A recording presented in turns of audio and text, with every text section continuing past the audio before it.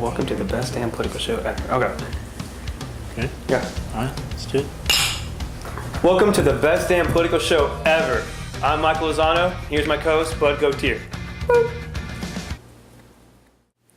We are sitting here discussing the November 1st, 2010 California Senate race between Democrat Barbara Boxer and the Republican candidate Carly Fiorina.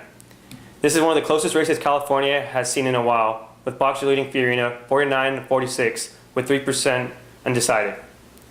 The main issues of this race includes the economy, job creation, immigration, protecting America, the water crisis, the environment, and healthcare.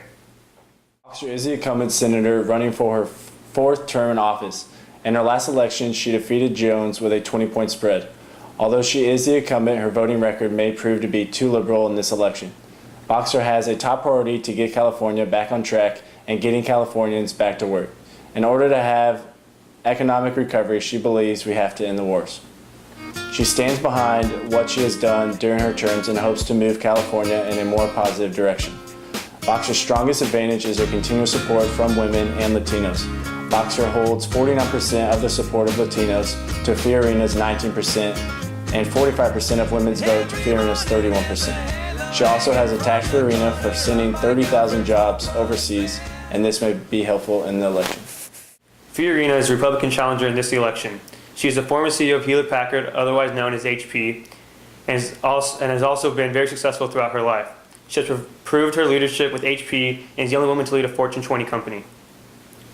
Fiorina has become one of the world's most recognized business leaders and is an opinion leader. Although she has had much success throughout her life, she is not considered a quality candidate because she has never held a government position before. She has been striving to overcome these barriers by using the unemployment rate and economic disaster to her advantage by blaming it on the Democrats. Another aspect that may come to be very helpful is the amount of money she has used towards her campaign. In order to gain a further understanding of California's history, we must look at the historic background. Let's send it down to our historic anchor, Amy Cepeda. Thanks, guys. The history of California can be a very important indicator of what upcoming elections could look like. In the past, California has leaned Democratic for the Senate, but has had a Republican governor. Party majority has been back and forth, but recently it has been in the Democratic favor. California politics has long been dominated by a sharp divide between the North and South, but recently the divide has been between the East and West. Democrats dominate the West, while Republicans represent the East. In this election, 62% of Californians feel that jobs and economy are the major issue. And that's all for the historical data, so I'm going to send it to Mike for our political science. I'm Michael Crowther, the political scientist. Now, some people don't think political science is a real science, but I beg to differ. Let's do an experiment. We're going to be mixing two solutions, one of them containing the weaker challenger, Fiorina, and the more potent incumbent, Boxer. Let's see what happens.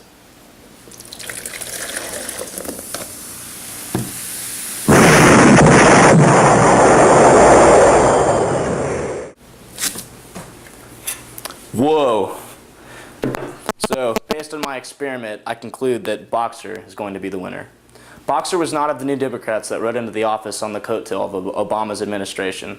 Although her approval rating is low this year, she has the majority of the votes from women and Latinos, which makes up a large portion of the voters in California. And the one thing I learned as a political scientist is incumbents win. Now that's what I call science.